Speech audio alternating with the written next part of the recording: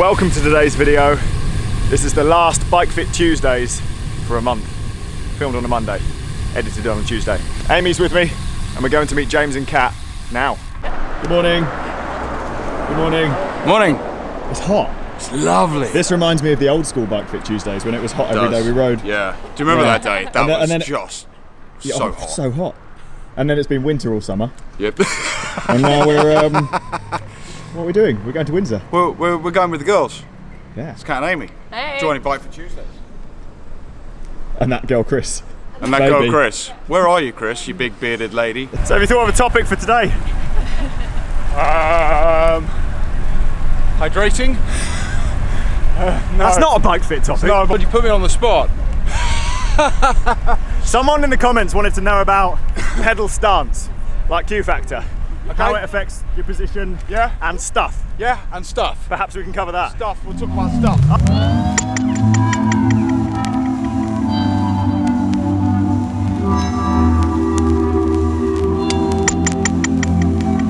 Right, we're doing Bike Fit Tuesdays today. Yeah, what do we want to talk about? Bikes.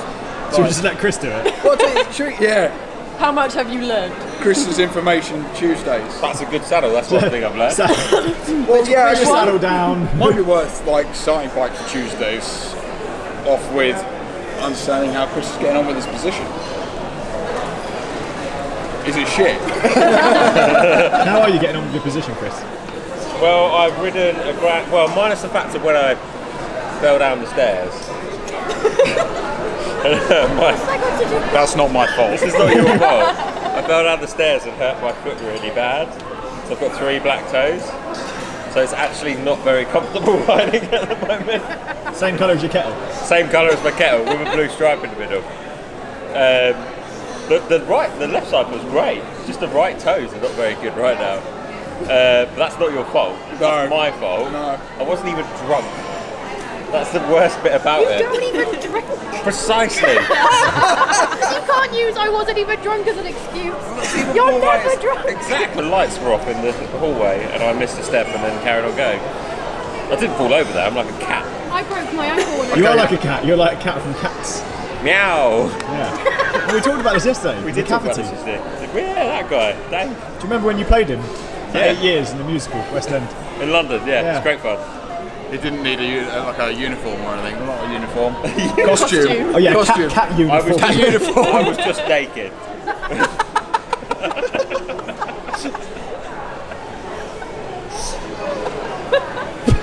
I was sort of. Why am I bothering? It was just fine. It was fine.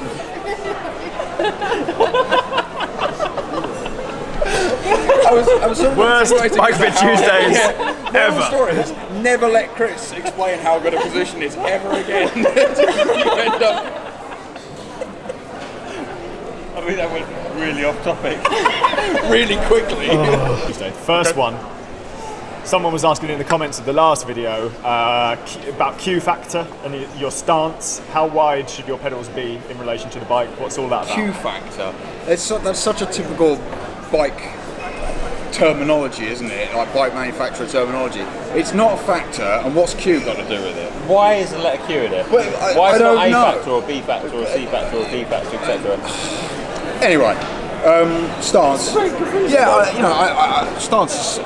It's obviously going to be important, but it's commonly overlooked. Most common issue I have is actually with people having insufficient stance, so feet aren't far apart enough. Often ends up with lateral discomfort, so discomfort on the outside of their feet, which often leads people to start looking at new shoes. You get people coming into the shop and they're looking at kind of wider fitting shoes, and they haven't necessarily got wide feet. Typically, it's pretty common with bigger riders. So, larger individuals going to have a wider gait. Nothing to do with footbeds. Wider G8. Every single video, that poor guy. What's his name again? I can't remember. Terrence or something. I don't know. Terrence. Is it the same as the barefoot cycling guy? No, I don't think this is a different guy. You don't want it too wide, you don't want it too narrow. I guess if you're looking to set your cleats up, start with a neutral point and try and move them further out, try and move them further in. If you've got them too wide, I guess a lot of people can end up with lateral knee pain, so pain on the outside of the knee. If it's too close together, it can be the other way around. It could be medial pain, it could be pain on the inside of the knee. Or in my case, your leg starts rubbing the front neck. Yeah, that's because you've got killer calves as well, though, man. Well, yeah, of course. Other than that, just my recommendation is experiment with it, do it in an informed manner. Take pictures of where the cleats were before you started playing around with them and move them about. Ultimately, it's important to locate the cleat in the same place according to the foot rather than according to the shoe. So I've had certain shoes where actually the cleat holes are bolted in different places. They've been drilled in different places on the shoe. So with certain brands, I've had the cleat as far forward as it will go in one shoe and as far back as it will go on the other, just because the cleat holes aren't in the same place. But equally, if you've got different sized feet, for the comparatively smaller foot, the cleat will need to be further back. Makes sense? On the subject of cleats, you're missing a bolt. Bike fitters, they're just... So we were going to talk about professional positions, weren't we? And how consumers like to copy professional positions. It's very silly. I guess, you think about professionals ride thousands of Ks a week, whereas most consumers sit at a desk all day and then ride 100 miles on the weekend. Seemingly from what I've heard, and I will very happily be corrected on this, but from what I've been told, there isn't actually as much science that goes into into some professionals' positions as we'd like to think. I do know of some individuals who've actually had no science going into their position whatsoever. It's just a matter of experimentation. I guess there's this trend to just take the front end very, very low. Some individuals, when questioned about it, have just gone, I don't know, which I don't really get. Come on, man, that's your livelihood. That's how you earn money. How can you be so flippant about the position? So there's definitely a trend more recently. I think we've only sort of noticed it in the last couple of seasons or so, where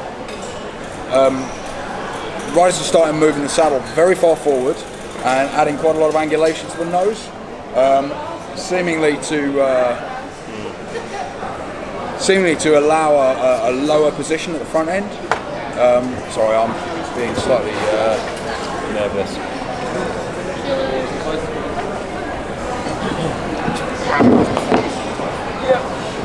Why are you getting naked? And what are you doing? trying to clean my glasses. Casual.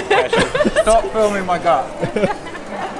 Mate, I'm sorry, it's really hard to focus. Just so many distractions. It's not going to work. It's not going to work. It seems to be the case for both professionals and consumers that things are just done for no real particular reason. They're done because of tradition. Things like not having any spaces under the stem, having the longest stem you can possibly get on a bike. Ken. Hey? Ken, my coach.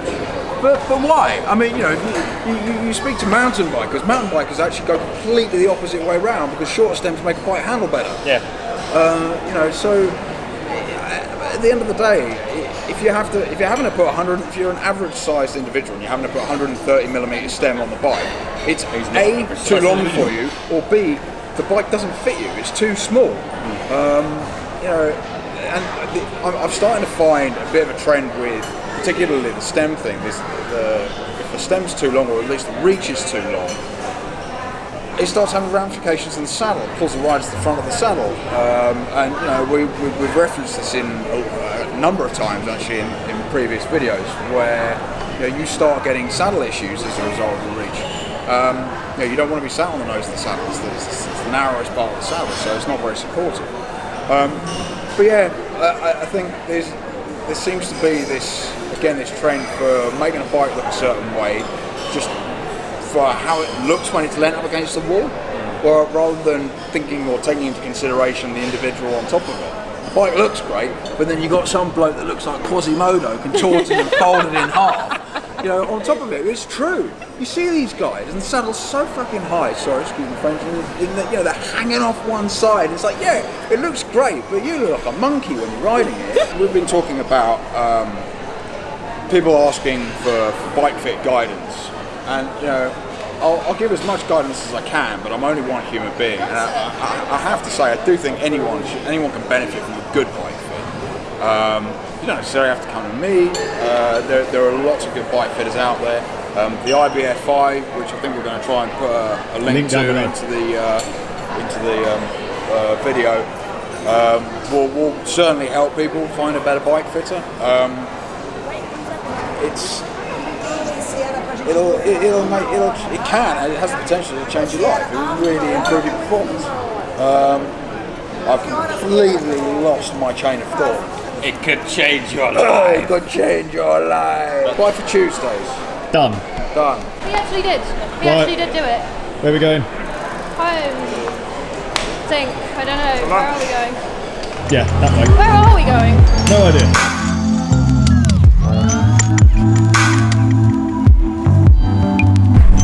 Right, quick spin back into Kingston. We're going to try and find somewhere for lunch. Because we've only had one cafe stop on this ride so far. We're supposed to do loads of cafe stops. Huh? Pathetic, isn't it? Pathetic? One cafe stop. I know, I want at least 7. Yours is wonky. Look how straight it is. It's like parallel to everything. What are you talking about? Everything. What are we talking about? That. This is the menu of truth. It's so we can sit there free. Menu of truth. You can't make the wrong decision when choosing from the menu of truth. What the fuck are you doing? It's really satisfying. That looks so vegan. Francis K. Yeah. Please, can you clean your bike before Barcelona?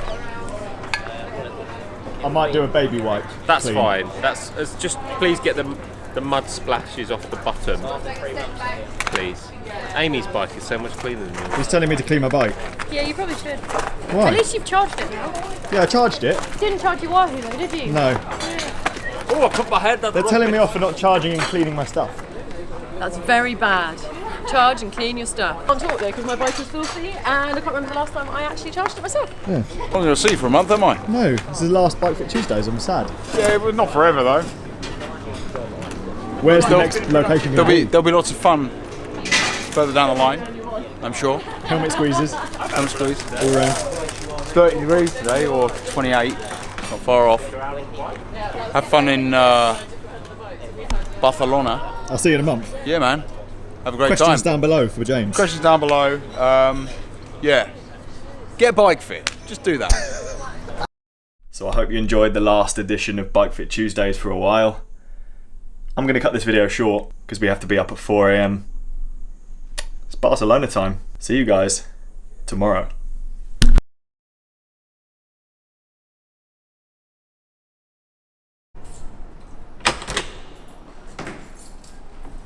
What you saying? What's going on? Right, Good to see you. welcome to my crib. I brought this box for you. Thank you. What did you do to it? It looks very sad. I don't know. I What is that? Yeah, I think it's pizza juice. You put pizza juice on it? I don't know, man. Lick it off. Where's your dad? He's over there. Oh, hello.